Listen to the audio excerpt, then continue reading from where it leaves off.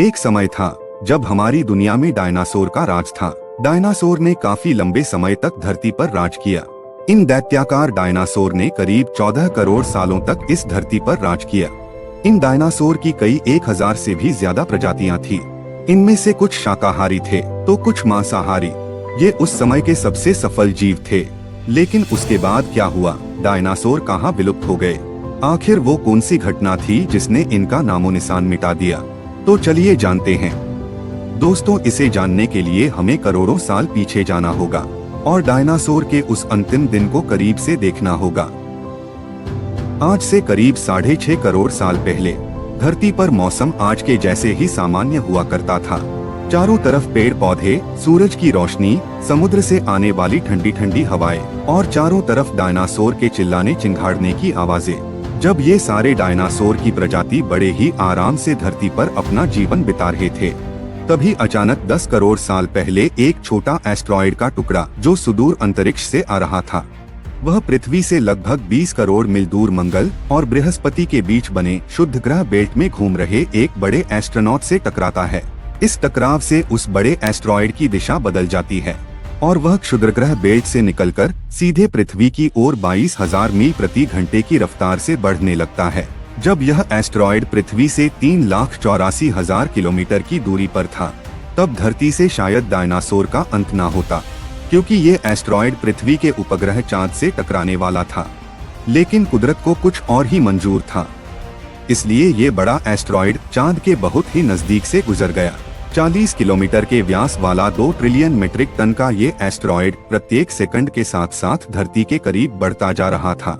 ये एस्ट्रॉयड जब पृथ्वी के वातावरण के संपर्क में आया तो इसकी रफ्तार करीब 70,000 किलोमीटर प्रति घंटे की रफ्तार हो गई थी। पृथ्वी के वायुमंडल में घुसते ही घर्षण की वजह से ये एस्ट्रॉयड एक भयानक आग के गोले में बदल गया। ये इतनी रफ्तार से धरती की ओर बढ़ रहा था, इसकी चमक इतनी तेज थी कि धरती पर टकराने से पहले ही हजारों जीव आग के इस दहकते गोले को देखकर पूरी तरह से अंधे हो चुके थे। ये जीव उस उल्का को देख नहीं पा रहे थे, लेकिन वो उसकी भयानक गर्मी को महसूस कर रहे थे। कुछ ही क्षण में ये एस्ट्रॉयड मेक्सिको की खाड़ी के पास जमीन से टकराता है और लगभग 35,000 डिग्री सेल्सियस की ऊर्जा वाला एक भयंकर विस्फोट होता है। इन टकराव की ऊर्जा करीब 10 करोड़ परमाणु बम एक साथ फटने के बराबर थी। यह विस्फोट इतना शक्तिशाली था कि इसके टकराते ही धरती की लाखों टन धातु अंतरिक्ष में चली गई। टकराव वाली जगह पर 180 किलोमीटर चौड़ा और 20 किलोमीटर गहरा गड्ढा बन गया।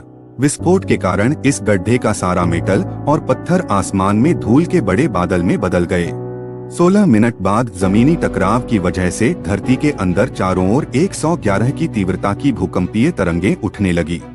इससे समुद्र में विशालकाय लहरों का निर्माण हुआ और एक के बाद एक सुनामी की लहरें चारों तरफ बढ़ने लगी। भूकंपीय तरंगों ने सभी ज्वालामुखियों को सक्रिय कर दिया, जिसके कारण जगह जगह डायनासोर का विनाश शुरू हो गया। धरती के महाविनाश की प्रक्रिया आरंभ हो चुकी थी। इस भयानक विस्फोट में रेडिएशन की मात्रा इतनी बढ़ गई कि इसके 800 किलोमीटर के दायरे में आने वाले सभी जीव जलकर पूरी तरह राख में बदल गए थे। इस महाविनाश में उड़ने वाले डायनासोर इन जमीनी खतरों से तो बच निकले थे, लेकिन ये तो महाप्रलय की बस शुरुआत हुई थी। विस्फोट की वजह से जो लाखों टन मेटल, पत्थर और धूल अंतरिक्ष में गया था, वह ग्रेविटेशन फोर्स के चलते ठीक 40 मिनट बाद आग के गोले के रूप में धरती पर बरसने लगे। साथ ही धूल का एक बहुत बड़ा तूफान 6000 किलोमीटर प्रति घंटे की रफ्तार से पृथ्वी के दूसरी तरफ डायनासोर की मौत लेकर आ रहा था और पृथ्वी के वातावरण में धूल के कई मोटे चादर बन गए थे, जिसकी वजह से धरती पर सूरज की रोशनी सही से पहुंच नहीं पा रही थी, जिससे गर्म हवाओं का तापमान 100 डिग्री सेल्सियस से ज्यादा हो चुका था, जिसके कारण धरती पर पेड़ पौधे लगभग सारे जलकर खाक हो चुके थे। विस्फोट के 90 मिनट बाद धरती का तापमान 200 डिग्री सेल्सियस तक बढ़ गया था। इसकी वजह से जो डायनासोर विस्फोट के इलाके से कोसों मील दूर थे, वो सभी इस गर्मी से बच नहीं पाए और इस महाप्रलय से धरती की कुल 90% प्रजाति पूरी तरह खत्म हो गई थी। जो 10% जीव धरती पर बच गए थे, उनमें से भी सिर्फ वही जीव जिंदा थे जिनका वजन 30 किलो से कम था। इस महाप्रलय में लाखों की संख्या में जीव मारे जा चुके थे और पेड़ पौधे की सारी आबादी भी जलकर राख हो चुकी थी। जिसके चलते यहाँ जो बड़े और विशालकाय जीव जीवित बच गए थे, उन्हें सही मात्रा में खाना पीना ना मिल सका और धीरे धीरे सभी बड़े जानवरों की मौत होने लगी। लेकिन ये महाप्रलय किसी अन्य जीव के लिए फायदेमंद साबित होने वाला था। धरती पर डायनासोर का अंत एक छोटी प्रजाति के लिए सुनहरा अवसर लेकर आया था और वह प्रजाति थी मेमल्स की। ये मेमल्स महाप्रलय से कैसे बच गए? डायनासोर के अंत के बाद इंसान कैसे और कहां से आए? क्या इन मेमल्स से ही इवॉल्व होकर हम इंसान बने? ये सब हमने पिछले वीडियो में बताया है कि इंसान की उत्पत्ति कैसे हुई। उस वीडियो को जाकर जरूर देखें। वीडियो की लिंक नीचे डिस्क्रिप्शन और कमेंट बॉक्स में पिन है, जाकर जरूर देखें। और वीडियो पसंद आया हो तो एक लाइक करके चैनल को सब्सक्राइब जरूर करें। मिलते हैं उसी वीडियो में। जय हिंद, जय भारत।